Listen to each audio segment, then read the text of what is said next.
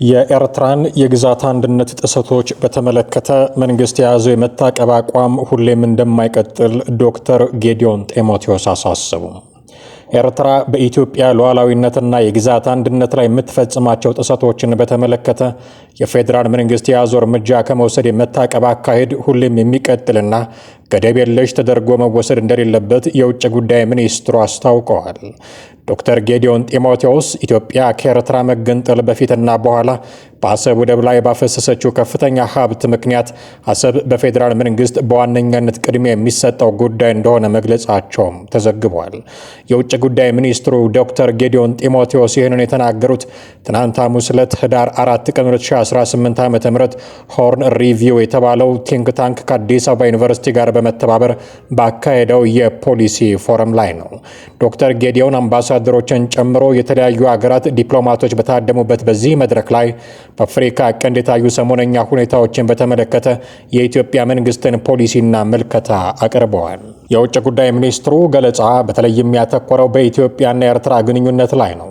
በኢትዮጵያና ኤርትራ መካከል ለዘመናት የዘለቀው ግጭት መነሻ ከድንበር ውዝግብ ወይንም ከባህር በር ፍላጎት የተሻገረ መሆኑን እንዳብራሩ የውጭ ጉዳይ ሚኒስቴር በድረገጹ ባወጣው የዶክተር ጌዲዮን ሙሉ ንግግር ላይ ሰፍሯል። ለግጭቶች ዋነኛ ምክንያት አድርገው ከጠቀሷቸው ጉዳዮች ውስጥ አንዱ የኤርትራ መንግስት በኢትዮጵያ የውስጥ ጉዳዮች ላይ እንደሚፈጽም ያመለክቱት ጣልቃ ገብነት ነው። የኤርትራ መንግስት በኢትዮጵያ የውስጥ ፖለቲካዊ ጉዳዮች ላይ አቋም መያዝ፣ ሀሳብ ማቅረብና በንቃት የመሳተፍ ጭምር መብት እንዳለው ይሰማዋል ሲሉ ሙግታቸውን በማሳያ አስደግፈዋል። ከዚህ በተጨማሪም የኤርትራ መንግስት አመራር ኢትዮጵያ ላይ ጠበኛ ፍላጎት ላላቸው ሁሉም ኃይሎች ራሱን መገልገያ አድርጎ የማቅረብ ዝንባሌ እንዳለው በማንሳትም ወቅሰዋል። የአገሪቱ አመራር ለሶስተኛ ወገኖች ቀጠናዊ ተቀጽላ ሆኖ ለመንቀሳቀስ ያለውን ብርቱ ፍላጎት በመጥቀስም ወንጅለዋል። የውጭ ጉዳይ ሚኒስትሩ ከኤርትራ ጋር በተያያዘ ያነሱት ሌላኛው ሐሳብ የኢሳይያስ ዶክትሪን በማለት የጠሩትን ጉዳይ ነው። ይህ ዶክትሪን የኤርትራ ራሷን በራሷ የምታስተዳድር አገር ሆኖ የመቀጠል ጉዳይ በኢትዮጵያ የጸጥታ መደፍረስ፣ መከፋፈልና አለመረጋጋት ላይ እንደሚመሰረት ያስባል ብለዋል። በዶክተር ጌዲዮን ገለጻ መሰረት ይህ ዶክትሪን ኤርትራን በኢትዮጵያ ላይ ተቀጽላ አድርጎ ለመጠቀም ከሚፈልጉ አካላት የመነጨ ነው። ኤርትራ በኢትዮጵያ ሉዓላዊነትና የግዛት አንድነት ላይ ከፍተኛ ትንኮሳና ጥሰት መፈጸሟ ለታዳሚዎችም ተናግረዋል። በአሁኑ ወቅት የኤርትራ ወታደሮች በሰሜን ኢትዮጵያ የሚገኙ በርካታ የአካባቢ አስተዳደር ክፍሎችን ተቆጣጥረው ይገኛሉ ያሉት የውጭ ጉዳይ ሚኒስትሩ እነዚህም ቦታዎች ሙሉ በሙሉ በኢትዮጵያ ሉዓላዊ ግዛት ውስጥ የሚወድቁ መሆናቸውን ገልጸዋል። በተጨማሪም የኤርትራ መንግስት በመንግስት ላይ መሳሪያ ላነሱ ቡድኖች የቁሳቁስ ድጋፍ በማቅረብ በኢትዮጵያ ውስጣዊ ጉዳይ ጣልቃ እየገባ መሆኑን በማንሳትም ወንጅለዋል። ዶክተር ጌዲዮን እነዚህ የአስመራ መንግስት እንቅስቃሴዎች ኢትዮጵያ ራሷን የመከላከል ህጋዊ መብቷን ለማስከበር በቂ መሰረት እንደሆኑ ተናግረዋል። ይህም ቢሆን ግን መንግስት በጉዳዩ ላይ እርምጃ ከመውሰድ እንደታቀበ አክለዋል። ኢትዮጵያ በሉዓላዊነቷና በግዛት አንድነቷ ላይ ከፍተኛ ትንኮሳና ጥሰት እንደተፈጸመባት ቢሆንም ራሷን የመከላከል ህጋዊ መብቷን ተግባራዊ ከማድረግ በመታቀብ ላይ ነች ሲሉ መንግስት ወስዶታል ያሉትን አቋም አብራርተዋል። ይህን ያጸፋ ምላሽ ከመስጠት የመታቀብ አቋም ሁሌም የሚቀጥልና ገደብ የለሽ ተደርጎ መወሰድ እንደሌለበትም አሳስበዋል። ኢትዮጵያ መንግስት በዚህ ፖሊሲው የሚጸና እስከሚችለው ድረስ ብቻ መሆኑንም አስገንዝበዋል። የቀጠለው የኤርትራ ጠብ ጫሪነትና ትንኮሳ ከዚህ በላይ መታቀብን ይበልጥ አስቸጋሪ እያደረገው ነው ብለዋል። የውጭ ጉዳይ ሚኒስትሩ በትናንቱ መድረክ ላይ ስለ ኢትዮጵያ የባህር በር የማግኘት ፍላጎት እንዳነሱም የመስሪያ ቤታቸው መረጃ ያሳያል።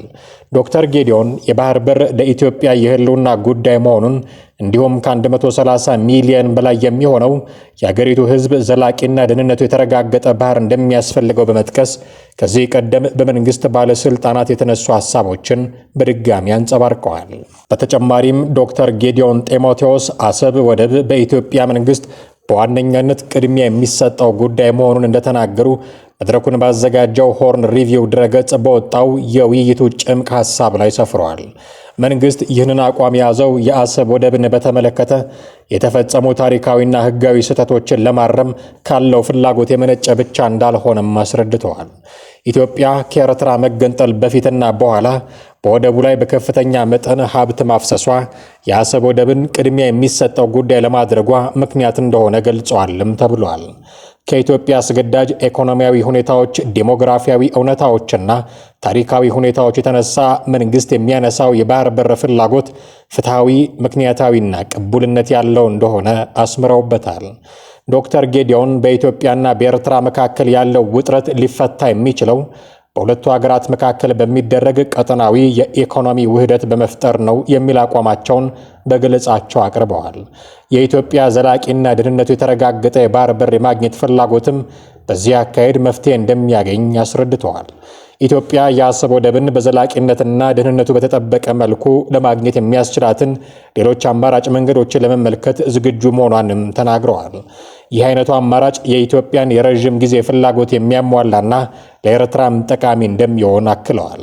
በኢትዮጵያና ኤርትራ መካከል የሚታየውን መካረር ለመፍታት የሚደረግ የዲፕሎማሲ ስራ የሚከሽፍ ከሆነ ቀጣዩ እርምጃ ምን ሊሆን እንደሚችል ለውጭ ጉዳይ ሚኒስትሩ ጥያቄ እንደቀረበላቸው የሆርን ሪቪው መረጃ አመልክቷል። ዶክተር ጌዲዮን ለዚህ ጥያቄ በሰጡት ምላሽ የኢትዮጵያ መንግስት በማንኛውም መንገድ ጦርነትን ለማስወገድ ቁርጠኛ መሆኑን በአጽንኦት እንዳነሱም ተጠቅሷል። የውጭ ጉዳይ ሚኒስትሩ ማብራሪያቸውን ባቀረቡበት ጊዜም መላው የአፍሪካ ቀንድ ቀጠና ካለበት ደካማ ሁኔታ አንጻር ሌላ ዙር ጦርነት አውዳሚ ይሆናል ብለዋል። የኢትዮጵያ መንግስት ለኤርትራ ያጸፋ ምላሽ ከመስጠት የተቆጠበውም ከዚህ የተነሳ እንደሆነ ተናግረዋል። የኢትዮጵያ መንግስት የሁለቱን ሀገራት የወደፊት ዕጣ ፈንታ ለመቀየር ለሚደረግ ንግግር ዝግጁ መሆኑን የገለጹት ዶክተር ጌዲዮን ጢሞቴዎስ ዓለም አቀፉ ማህበረሰብም በኤርትራ ላይ ተጽዕኖ እንዲያደርግ ጠይቀዋል። የኤርትራ መንግስት በኢትዮጵያ ላይ የሚፈጽመውን ትንኮሳና ጥሰት አቁሞ በቅን ልቦና ውይይት እንዲያደርግ የዓለም አቀፉ ማህበረሰብ ግፊት እንዲያደርግና እንዲያበረታታ ጥሪ እናቀርባለን ብለዋል ዶክተር ጌዲዮን ጢሞቴዎስ።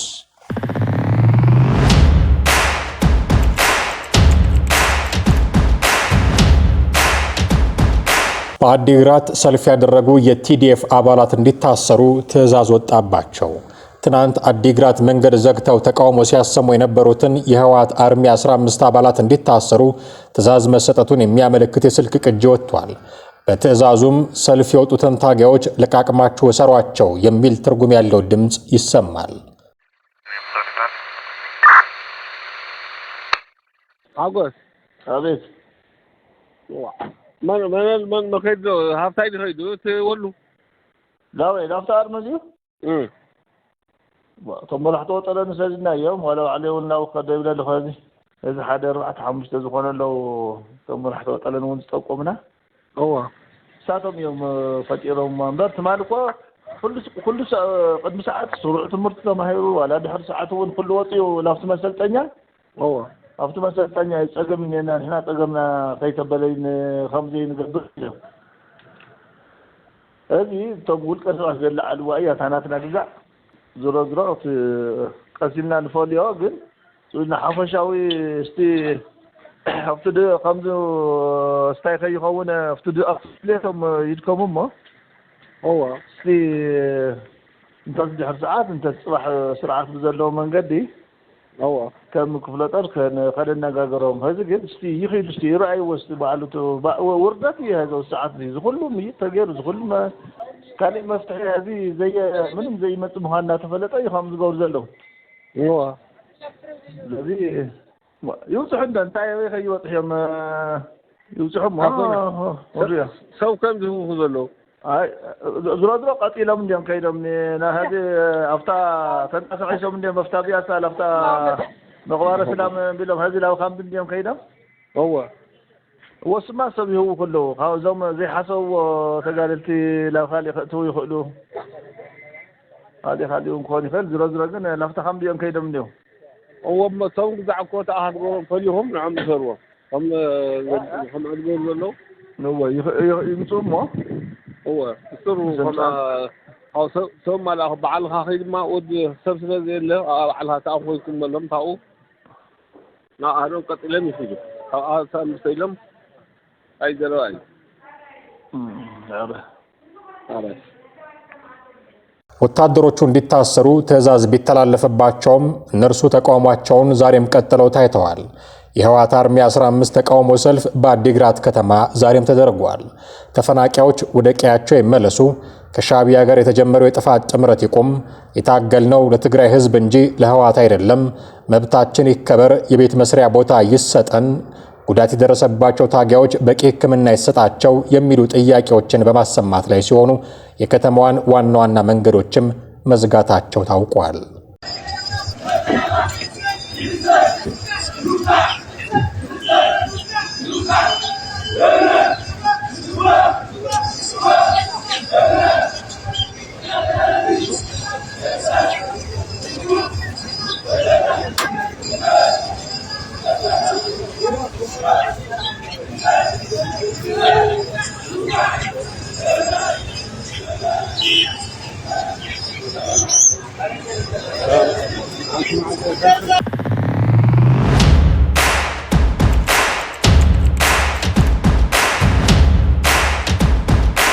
መከላከያ ሰራዊት በሽብር ቡድኑ ላይ እርምጃ እየወሰድኩኝ ነው አለ። የስድስተኛ እዝ ጋሻ ክፍለ ጦር በሽብር ቡድኑ ላይ እየወሰደ ያለውን እርምጃ አጠናክሮ በመቀጠል በርካታ ተተኳሽና የጦር መሳሪያ በቁጥጥር ስር መዋሉን ተናግሯል። በሰሜን ሸዋ ዞን ደራ ወረዳ ማህበረሰብን በማስፈራራትና በማገት ገንዘብ እየተቀበለ አላስፈላጊ ሀብትና ንብረት ለማካበት እየተንቀሳቀሰ በሚገኘው የአሸባሪው የሸኔ ቡድን ላይ ክፍለ ጦሩ ባደረገው ዘመቻ በርካታ የቡድን አባላት ሲደመሰሱ በርካታ ተተኳሾችና የጦር መሳሪያ በቁጥጥር ስር መዋሉን የክፍለ ጦሩ አዛዥ ሌተናል ኮሎኔል ጌትነት ተድላ ተናግረዋል። በተመሳሳይም የምዕራብ እዝ መብረቅ ክፍለ ጦር በምስራቅ ወለጋ ዞን በጊዳ አያና ወረዳ ድሬ ጉዳ ቀበሌ ላይ የለመደውን የጥፋት ተልዕኮ ለመፈጸም ሲንቀሳቀስ በነበረው የሸኔ ቡድን ላይ የክፍለ ጦሩ ሰራዊት እርምጃ ወስዷል ብለዋል። የመብረቅ ክፍለ ጦር አዛዥ ሌተናል ኮሎኔል አሸሹም በዜ ሰራዊቱ በሚያደርገው ስምሪት ላይ የህብረተሰቡ እገዛ በመኖሩ በቀበሌ ውስጥ ጉዳት ለማድረስ የመጣውን የሽብር ቡድን ለመቆጣጠር መቻሉንም ገልጸዋል።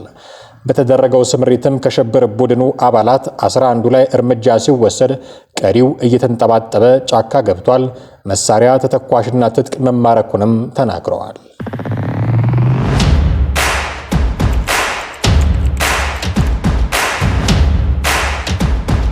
ወደ ውጭ ሀገር ልካለው በማለት 2 ሰዎችን ከ700 ሺህ ብር በላይ ያታለለች ግለሰብ ላይ ክስ መመስረቱን የየካ ክፍለ ከተማ ፖሊስ መምሪያ አስታወቀ። ተጠርጣሪዋ እሌኒ በላይ የምትባል ሲሆን የግል ተበዳዮችን ወደ ውጭ ሀገር ልካቸዋለሁ በማለት ያታለለችው በተለያየ ቀንና ሰዓት በየካ ክፍለ ከተማ ወረዳ 9 መተባበር ህንጻና ወረዳ 8 ስሪየም ህንጻዎች አካባቢ በመቅጠር መሆኑን የምርመራ መዝገቡ ይገልጻል። ተጠርጣሪዋ አንደኛዋን የግል ተበዳይ ያታለለቻት ወደ እስራኤል ሀገር ልክሻለሁ በማለት ከክፍለ ሀገር አዲስ አበባ ካስመጣቻት በኋላ ለቪዛና ለሂደቱ ማስጨረሻ በሚል ምክንያት 250 ሺህ ብር በካሽ እንድትሰጣትና 200 ሺህ ብር በባንክ አካውንት እንድታስገባላት ማድረጓን በምርመራ መዝገቡ ተገልጿል።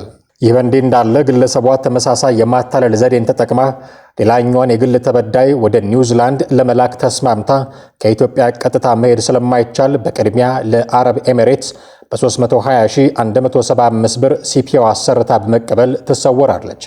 የተጠረጣሪዋ መሰወር ያስደነገጣት የግል ተበዳይ ለየካ ክፍለ ከተማ ፖሊስ መምሪያ ጉዳዩ እንዳሳወቀችና ፖሊስ መረጃው እንደደረሰው ግለሰቧን አፈላልጎ በመያዝ ተገቢውን ምርመራ በማጣራት መዝገቡን ለአቃቤ ሕግ ልኮ ክስ የተመሰረተባት መሆኑን ፖሊስ መምሪያው አስታውቋል። ወደ ውጭ ሀገር ሄዶ የመስራት ፍላጎት ያለው ማንኛውም ሰው ሕጋዊ ፈቃድ ካለው አካል ተገቢውን መስፈርት በማሟላትና በሕጋዊ መንገድ ብቻ መጨረስ እንደሚገባው የአዲስ አበባ ፖሊስ መልእክቱን በማስተላለፍ እንደዚህ አይነት የማታለል ወንጀል የተፈጸመባቸው ግለሰቦች ካሉ ወደ የካ ክፍለ ከተማ ፖሊስ መምሪያ በመቅረብ ተጠርጣሪዋን አይተው በማረጋገጥ ተጨማሪ መረጃ እንዲሆኑ ጥሪውን አስተላልፈዋል።